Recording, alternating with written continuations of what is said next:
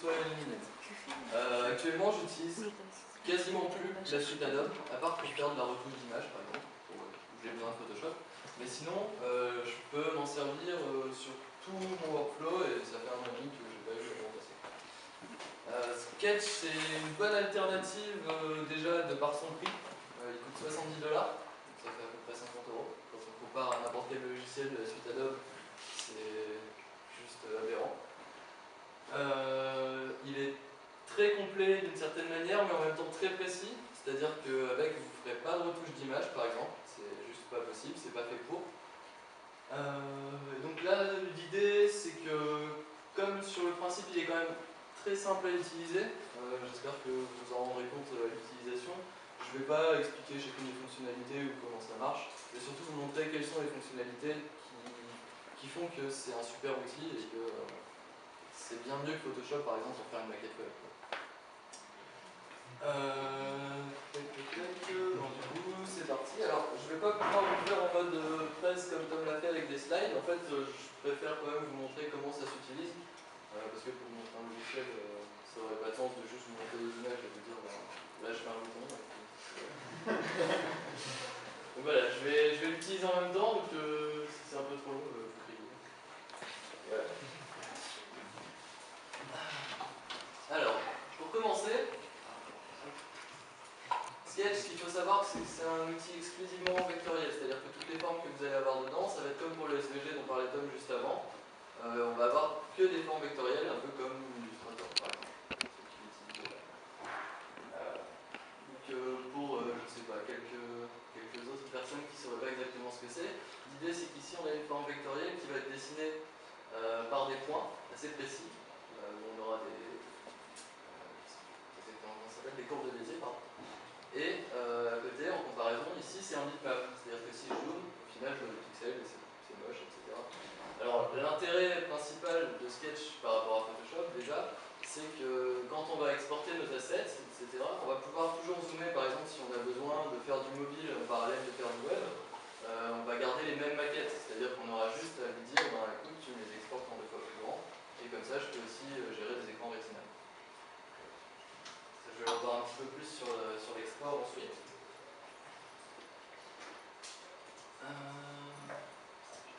Un élément qui est très intéressant et qui existe plus ou moins dans Illustrator et dans Photoshop, mais par une manière un petit peu détournée, c'est-à-dire que dans Photoshop on va avoir un fichier qui va contenir un footer par exemple, et on va venir l'intégrer à chacune de nos pages, sur plusieurs fichiers, sur plusieurs maquettes, plusieurs cartes par exemple.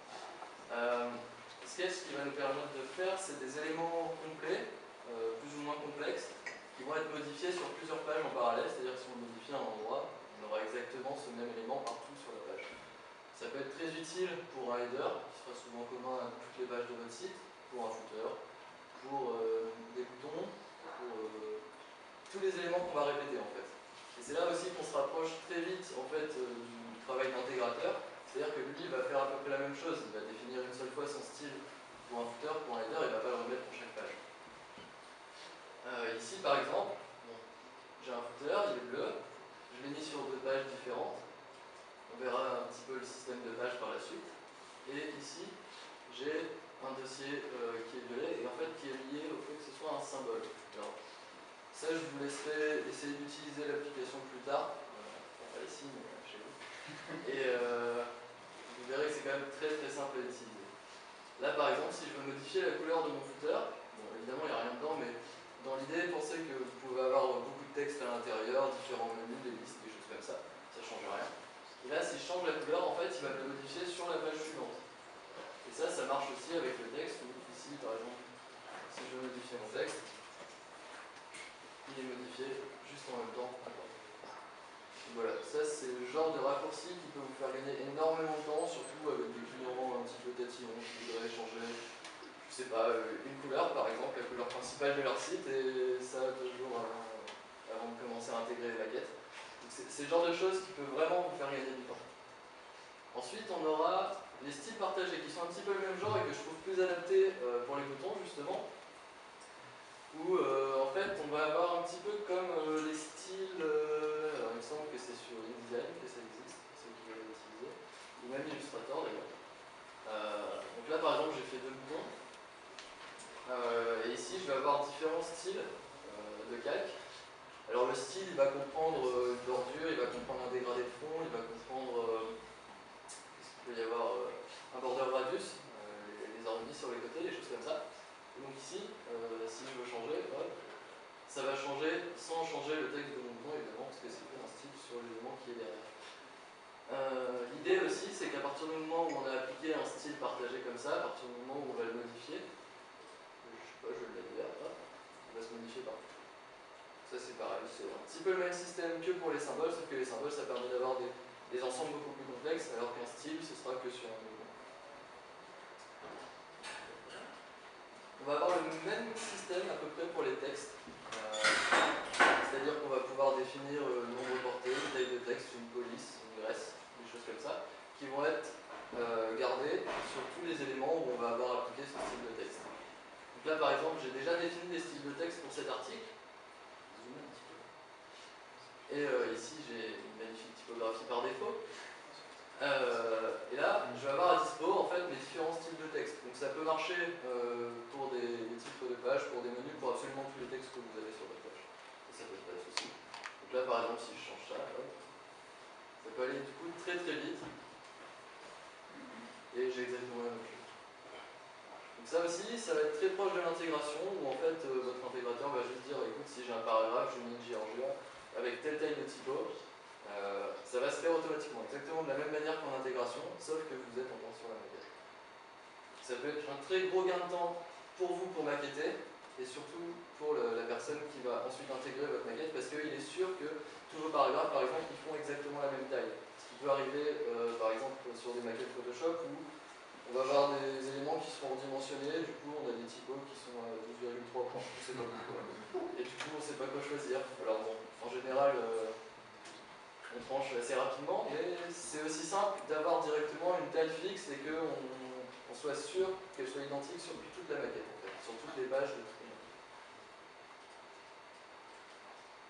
Alors, un autre élément qui est très intéressant, et dont je commençais à parler au début, faire dans mon fil, ça va être l'export. C'est-à-dire que Sketch, comme il part du principe que la plupart des éléments vont être en vectoriel, il va aussi vous permettre de définir quand vous avez un élément, donc ici c'est un logo à la con, que je vous invite à revisiter une fois, parce qu'il y a la même vidéo sur le service dont c'est le logo, je m'expliquerai après.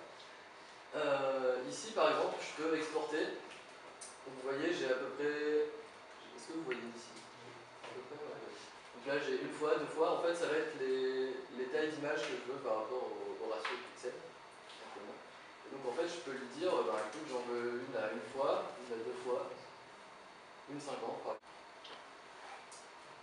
Il y a aussi un intérêt qui est assez intéressant.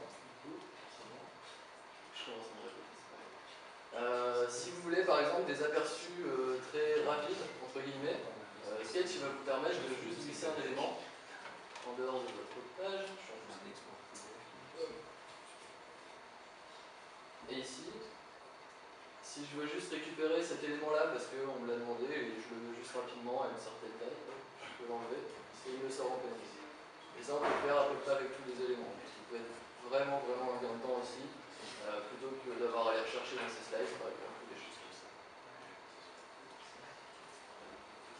Alors, les artboards. Les artboards, c'est ce qu'on voit depuis tout à l'heure. En fait, ça va être, pour rappeler les pages de notre maquette, c'est-à-dire qu'on va tout avoir sur un même endroit, comme ça. Alors, je vais zoomer un peu moins pour que ça ait du sens. L'idée, c'est de pouvoir avoir toutes les pages sur un même espace, pouvoir visualiser en fait toute votre application d'un seul coup. Ça existait déjà sur Illustrator, plus ou moins. Je pense que c'est quand même plus pratique sur Sketch, pour avoir essayé d'utiliser un petit peu sur Illustrator.